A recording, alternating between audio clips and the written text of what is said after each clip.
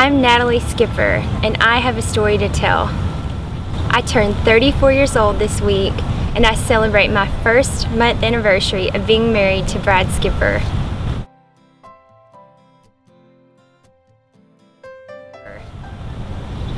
My hometown is Paris, Tennessee. The population is about 10,000 people. We are rural Northwest Tennessee. Paris is home of the world's biggest fish fry. It's known for its mini Eiffel Tower, its giant catfish in the center of the town, and the scenic land between the lakes. I graduated college with a degree in elementary education, and in 2004, graduate school with a degree in physical therapy. I love being a physical therapist because I like to help people. In 2004, I moved home to Paris and accepted a job at our local hospital. I worked there just under 1 year, and then an incredible opportunity surfaced. My church scheduled a mission trip to South Africa. I knew I had to go. In fact, my grandmother told me I told her I was going to go there to Africa since I was 5 years old. The trip was for 2 weeks, but I ended up staying for 5 months. I worked as a volunteer physical therapist in a rural shanty community called Masepumalele, 40 minutes outside of Cape Town. I worked at the local 22-bed facility, which was a healthcare facility and hospice, housing patients with tuberculosis and HIV. Africa became my second home. I love it because the scenery is so beautiful, and the people are incredibly relational, and they're so giving despite the fact that they have so little. I came home from Africa that December and worked again in Paris for 2 years before deciding Africa was calling me back again. I worked in the same community just as before, doing the same things just as before, but this time I had no idea after returning that December how different the following months would be. Let me give you a timeline of events. I returned home from Africa in late December 2007. In February, I got sick with the flu for about 2 weeks, and by the end of March, I was having GI symptoms. After a month of having GI symptoms, I finally made an appointment with a local gastroenterologist from our hospital in Paris. In May, I had a colonoscopy, and the pathology revealed possible Crohn's disease.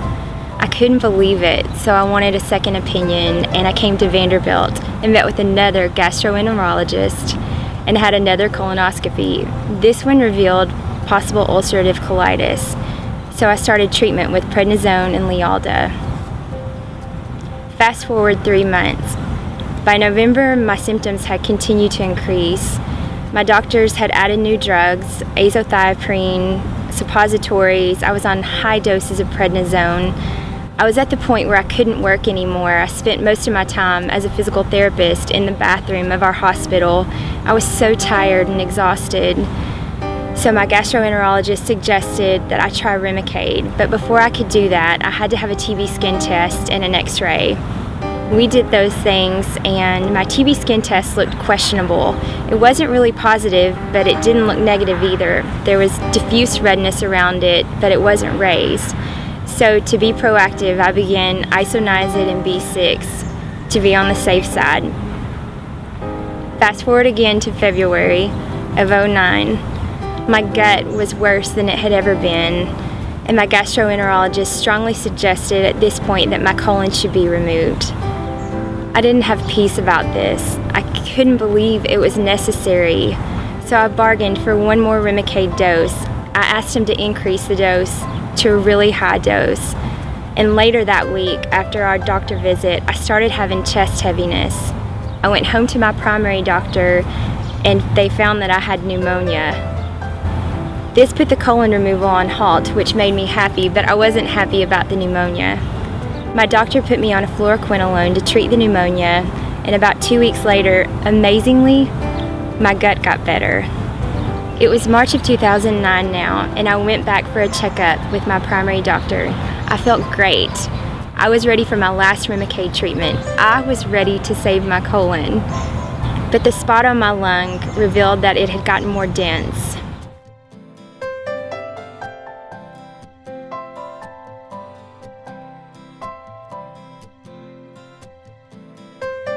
Quickly, my primary doctor set up a CT appointment. and this revealed a mass that was solid, so I got sent to Nashville. I had a bronchoscopy and then a needle aspiration, which revealed that I had tuberculosis. They started me on a normal 4-drug therapy by the end of March, but it was well over a month before the doctors found that I was resistant to all of those drugs. I had MDR-TB. I couldn't believe it. All of my roommates that had been in South Africa with me came home without it. I was in complete disbelief. In June, I was sent to Vanderbilt to be monitored as I began my new drug therapy: capreomycin, Avalox, Pacer, and cycloserine. I moved from Paris to Nashville to be treated 2 times daily, which was my new life for the next 2 years. The treatment was hard. Mentally, it was hard for my family. There was a stigma with wearing a mask. I felt dirty, I felt stared at, and I felt like people were afraid of me and that they didn't want to touch me. There were side effects, and they were really hard to deal with, especially as time went on. I developed kidney stones. My GI was getting upset again from the Pacer. I would begin to drop things. My fingers were numb, and I was on cycloserine, and that made me feel distracted. I was forgetting to pay bills and pay rent. I would get lost when I was driving, and I just felt awkward socially. It was an embarrassing time for me. Then suddenly, in January of 2011, it was all over. January the 21st was my very last day of treatment. The side effects at this point had become more harmful than the positive benefit of continuing the medicine, so I was finally taken off. And it's funny, but sometimes I still wake up in the morning and the first thing I think about is rushing to the video camera to take my first dose of meds. I know I wouldn't be here without the collaboration of teams that worked so hard to keep me alive. I'm so thankful for the role that Metro Public Health Department and the Tennessee State Department of Health played in my treatment. I had the very best care. I knew I could see any doctor that I needed to see, whether it was a urologist or a neurologist. I had the very best social worker.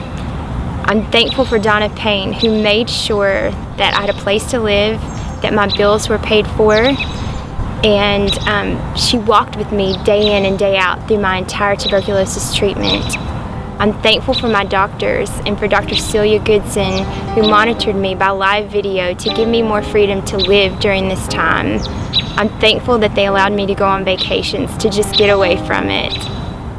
And I'm so thankful for the Tennessee State Department of Health and Dr. John Warkentin, who picked up the tuberculosis early, who suspected that it was multi-drug resistant tuberculosis, and who pushed for a needle aspiration to get the only culture that we had during the entire time, which ultimately saved my colon.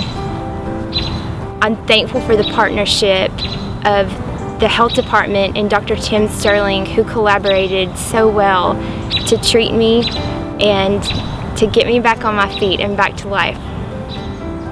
Some physicians aren't aware that tuberculosis still exists in Tennessee and elsewhere in the United States.